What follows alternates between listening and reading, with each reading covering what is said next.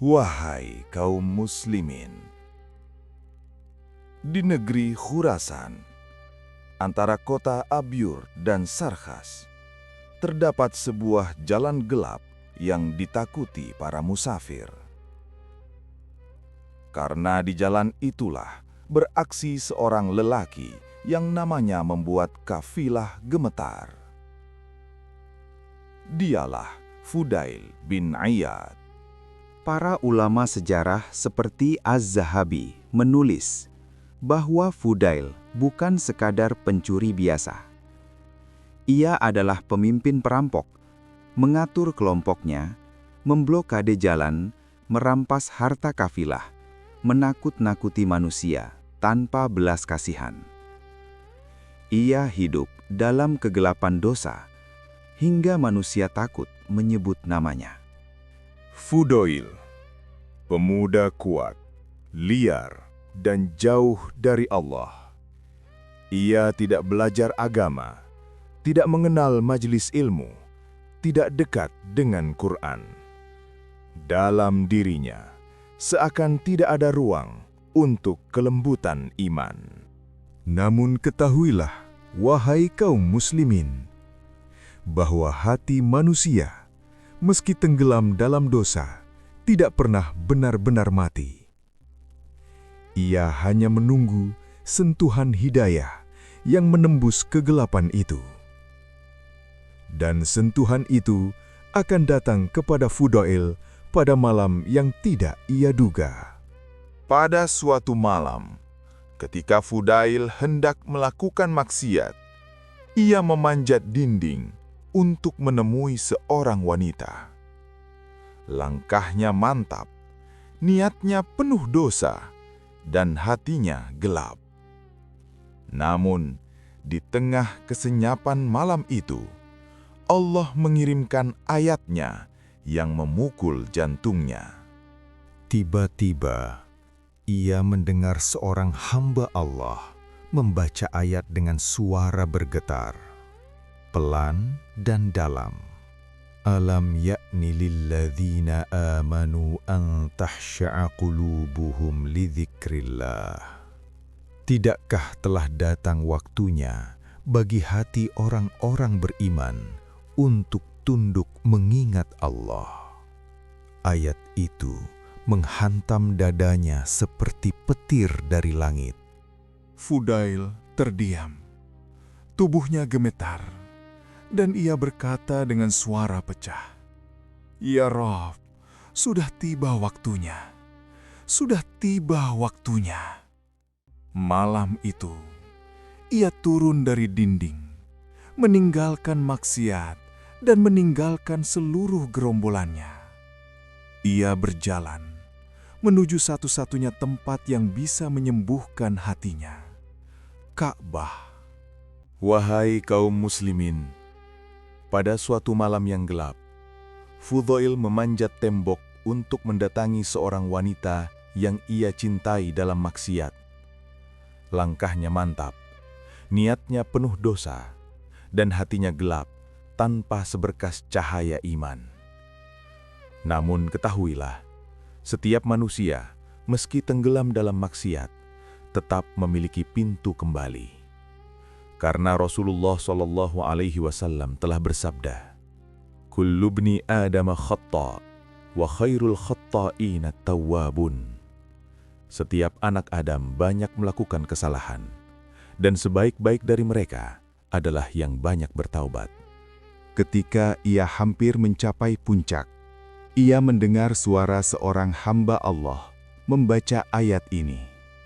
Alam ya'ni lilladzina amanu an takhsya'a qulubuhum lidzikrillah. Tidakkah telah datang waktunya bagi hati orang-orang yang beriman untuk tunduk mengingat Allah? Wahai hamba-hamba Allah, ayat itu menghantam hati Fudail seperti petir dari langit. Tubuhnya gemetar, air matanya jatuh, dan ia berkata lirih, "Ya Rob, sungguh telah tiba waktunya, telah tiba waktunya." Fudail tidak mampu melanjutkan langkahnya. ia turun dari tembok itu, menangis, gemetar karena takut kepada Allah. Dan ketahuilah, wahai mukminin, Rasulullah Shallallahu Alaihi Wasallam telah bersabda, "Ainani la tamassuhuman nar, ainun bakat min khasyatillah." Hadis riwayat Tirmizi, Hasan Sahih.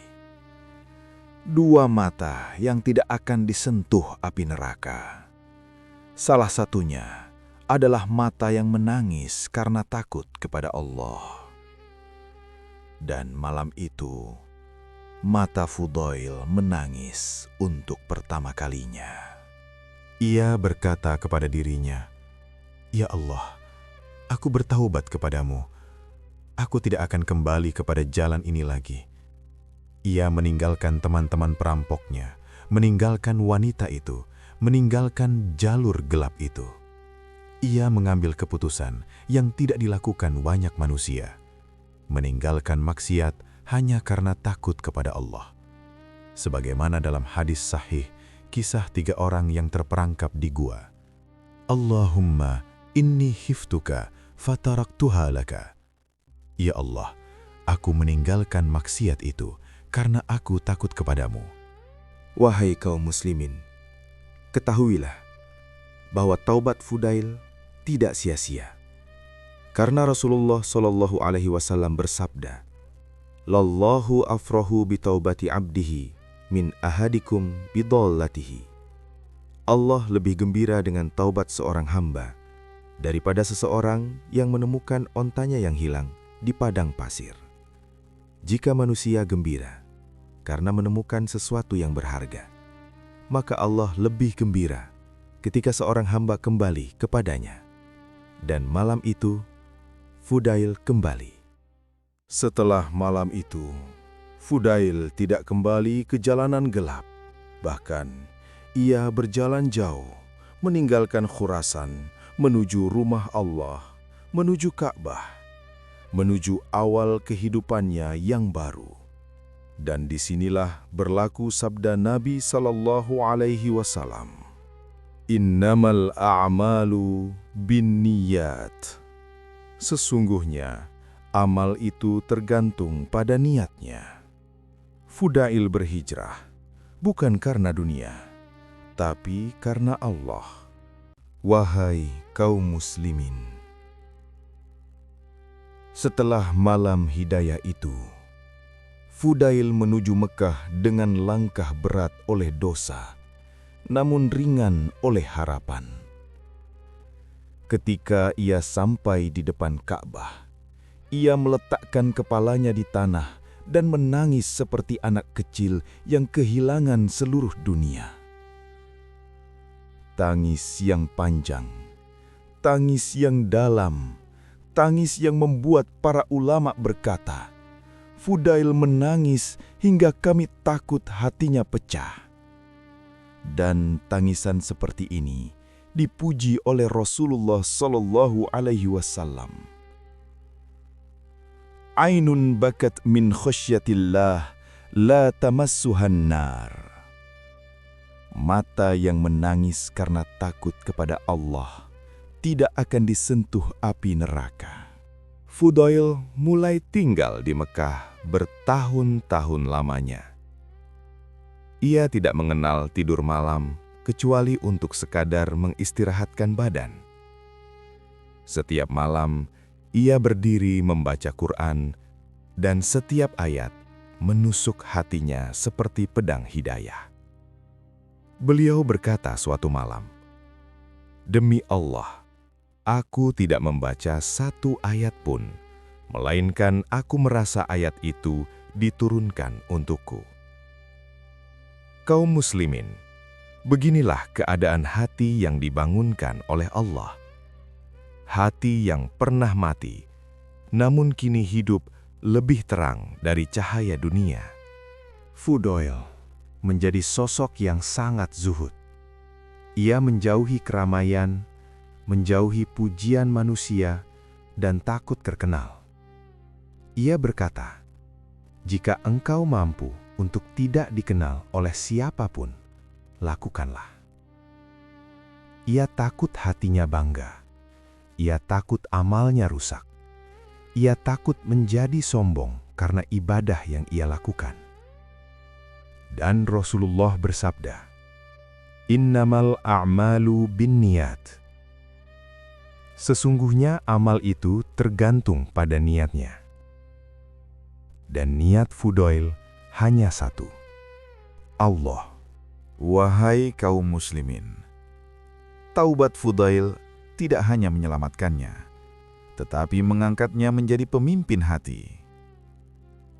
Ulama besar seperti Abdullah bin Mubarak, Sufyan ats-Tsauri, Waki bin Jarrah datang kepadanya untuk belajar kelembutan hati.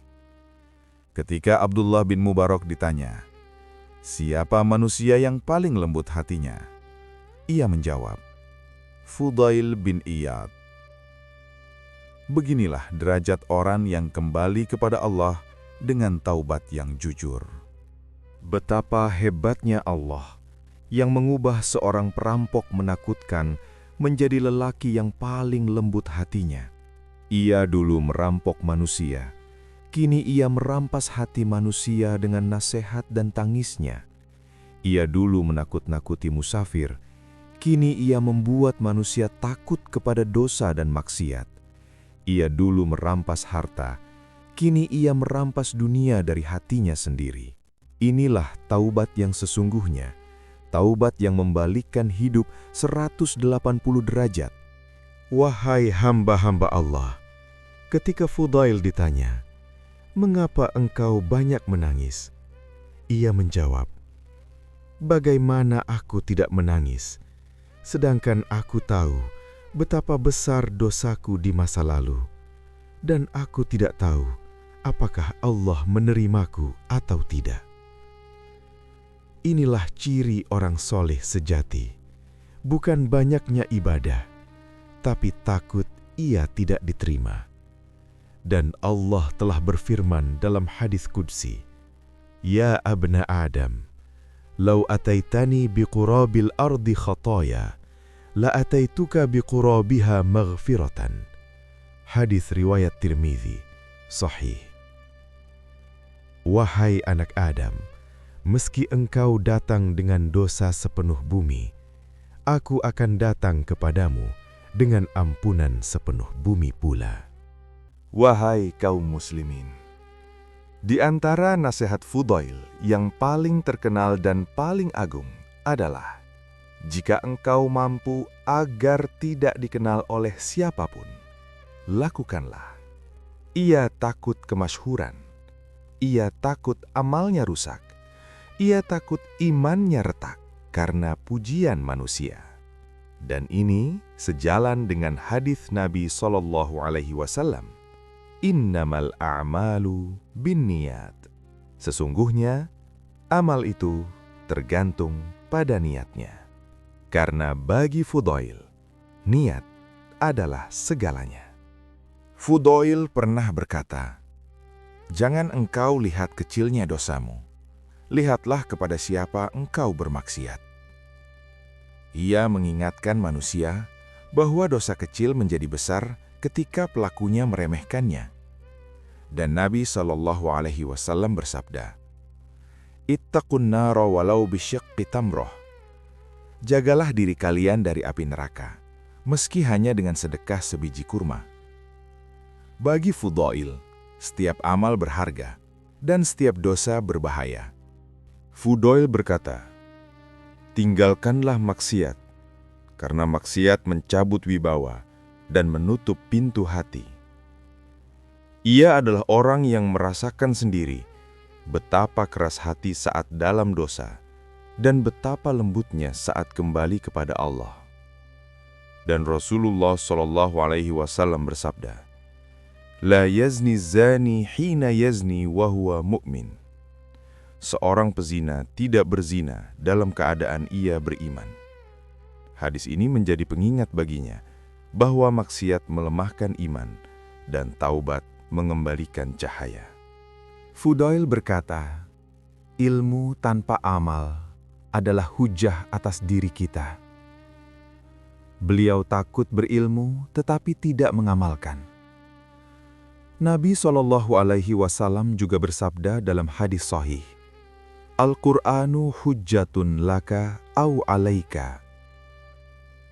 Al-Quran adalah hujjah untukmu atau hujjah atasmu.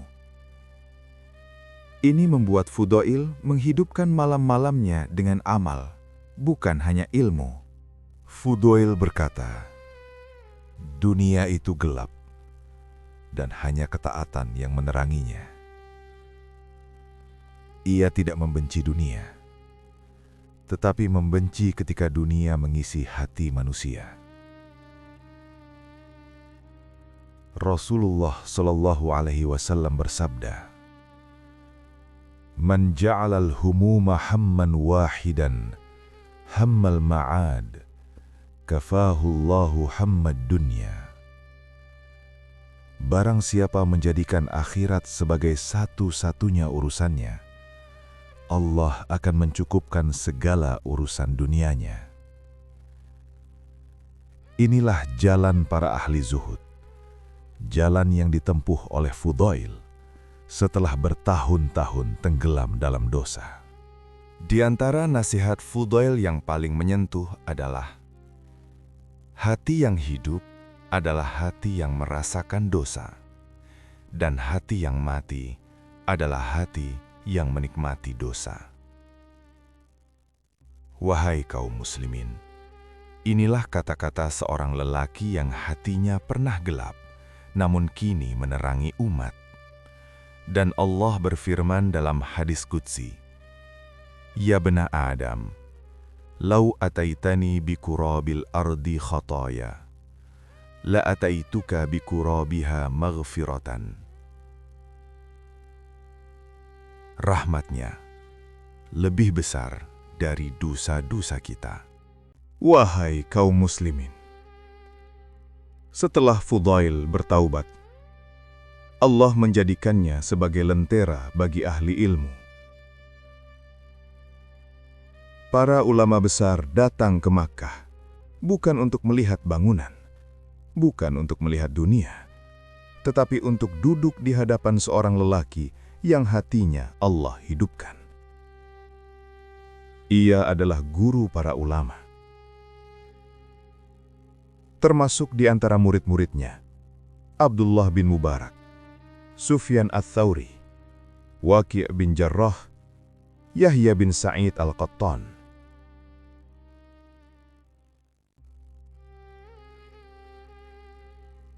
Mereka adalah bintang di langit ilmu, namun mereka mengambil cahaya dari seseorang yang pernah tenggelam dalam kegelapan. Abdullah bin Mubarak, ulama zuhud, mujahid, dan salah satu tokoh terbesar pada masanya, adalah murid dekat Fudail. Ketika beliau ditanya, siapa manusia yang paling halus hatinya? Ia menjawab, Fudail bin Iyad. Sungguh, inilah buah dari taubat yang tulus, bahwa seseorang yang dulu menakutkan manusia, kini menundukkan hati para ulama dengan kelembutannya. Nabi SAW bersabda, "Innallaha la yanzuru ila su'arikum, wala ila amwalikum, walakin yanzuru ila qulubikum." Hadis riwayat Muslim. Allah tidak melihat rupa dan harta kalian, tetapi melihat hati kalian. Dan hati Fudail adalah hati yang lembut karena taubat yang jujur. Wahai hamba-hamba Allah, Fudail bukan hanya ahli ibadah, tetapi ahli hadis yang thiqah. Para ulama menuliskan hadis darinya, mengambil nasihat darinya, dan menyebarkannya ke Kufah, Baghdad, Mekah, dan Khurasan. Ia menjadi mata air ilmu bagi generasi tabi'in. Dan inilah yang dimaksud oleh sabda Nabi SAW, "Khairukum man ta'allamal Qur'an wa 'allamah." Hadis riwayat Bukhari. Sebaik-baik kalian adalah yang belajar Al-Quran dan mengajarkannya. Fudail belajar, lalu mengajarkan, hingga namanya harum di seluruh negeri Islam. Waqi' bin Jarrah, guru dari Imam Asy-Syafi'i, mengatakan, "Aku tidak melihat seseorang yang lebih khusyuk ibadahnya dan lebih takut kepada Allah daripada Fudail." Ucapan ini menunjukkan tingginya kedudukan spiritualnya, karena Nabi SAW bersabda, "Aqrabu ma yakunul abdu min rabbih wa huwa sajid." Hadis riwayat Muslim. Seorang hamba paling dekat dengan Robnya ketika ia sedang sujud. Dan sujud Fudail menggetarkan hati para ulama. Wahai kaum muslimin, pengaruh Fudail tidak berhenti pada murid-muridnya saja. Ia menjadi pilar utama dalam tradisi zuhud, ketakwaan, tangisan malam, dan keikhlasan. Setiap generasi ahli ibadah menjadikannya teladan. Karena ia bukan hanya bertaubat, tetapi menghidupkan setiap detik setelah taubat itu dengan amal yang tulus hingga wafat. Imam Az-Zahabi mengabadikan kisahnya dalam Siyar A'lam An-Nubala. Abu Nuaim menuliskannya dalam Hilyatul Aulia. Al-Khatib Al-Baghdadi menyebutnya dalam Tarikh Baghdad. Nama seorang perampok jalanan menjadi nama seorang wali Allah yang ditulis para ulama besar dengan tinta kehormatan. Beginilah bukti bahwa Allah memuliakan siapa yang kembali kepadanya dengan taubat yang jujur. Wahai kaum muslimin, setelah puluhan tahun ia menghidupkan malam, menangis di hadapan Allah, mengajarkan ilmu, dan menasihati manusia. Tibalah saatnya ruh seorang yang bertaubat dipanggil oleh Robnya. Dalam riwayat para ulama, Fudail wafat dalam keadaan menangis karena takut tidak diterima amal-amalnya. Dan Nabi SAW bersabda, "Yamutun nasu ala ma'ashu alaihi." Manusia akan mati sebagaimana ia hidup. Dan Fudail hidup dengan taubat, maka ia pun wafat dengan taubat. Para murid meriwayatkan bahwa menjelang wafat, Fudail berkata, "Aku malu kepada Allah jika aku bertemunya, sedangkan aku banyak tertawa." Ia menangis, bukan karena takut mati, tetapi takut bertemu Allah tanpa bekal yang cukup. Dan ini sejalan dengan sabda Nabi SAW, "La yamutanna ahadukum illa wahuwa yuhsinu zanna billah." Janganlah salah seorang dari kalian meninggal kecuali dalam keadaan berbaik sangka kepada Allah. Dan Fudail meninggal dalam ketakutan yang dipenuhi harapan. Ketika ruhnya keluar, para murid menangis. Mereka tidak menangis karena kehilangan guru, tetapi karena kehilangan sumber kelembutan hati yang selama ini membimbing mereka. Ilmu bisa dicari, tapi hati seperti Fudail tidak mudah ditemukan. Nabi SAW bersabda, "Innallaha la yaqbidul ilman tiza'an, walakin yaqbiduhu biqabdil ulama." Allah tidak mencabut ilmu sekaligus, tapi mencabut ilmu dengan mewafatkan para ulama. Dan wafatnya Fudail adalah wafatnya cahaya sebuah hati yang telah menyinari banyak jalan. Pemakaman Fudail berlangsung dengan sangat sederhana. Tidak ada kemewahan, tidak ada kain mahal, tidak ada prosesi besar. Karena ia pernah berkata, "Kebahagiaan adalah ketika engkau bertemu Allah dengan hati yang bersih, bukan dengan dunia yang banyak."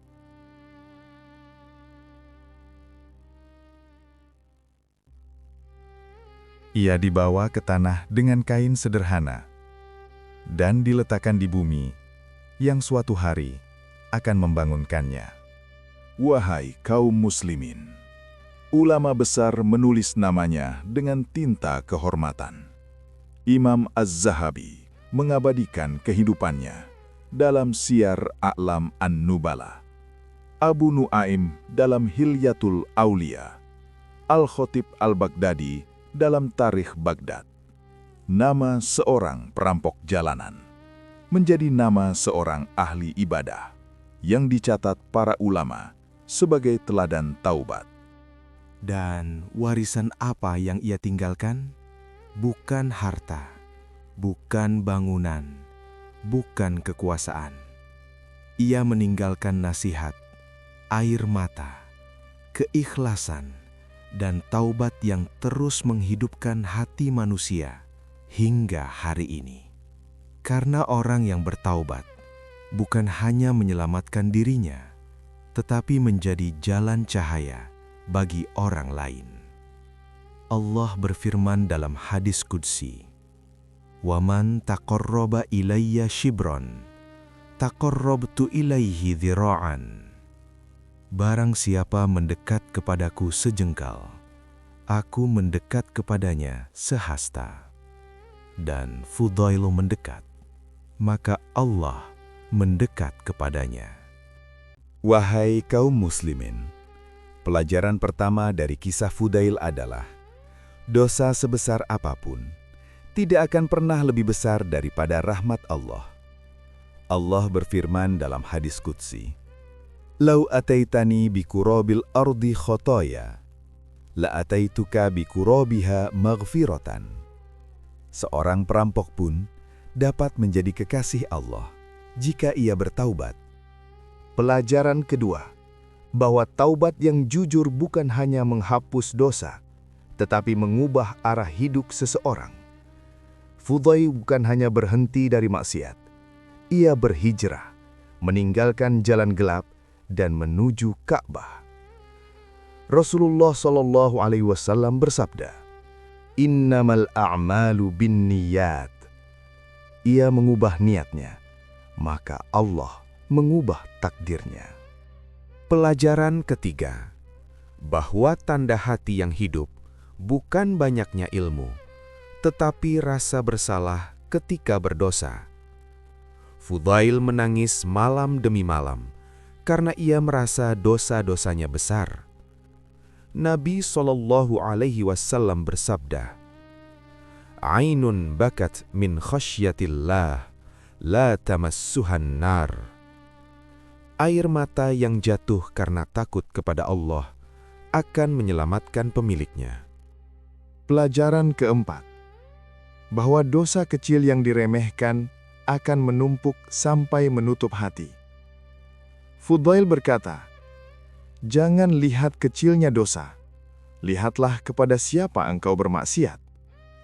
Nabi SAW bersabda, "Iyyakum wa muhaqqaratidz dzunub." Jauhilah dosa-dosa kecil yang diremehkan. Karena dosa kecil yang dianggap biasa akan menghancurkan hati.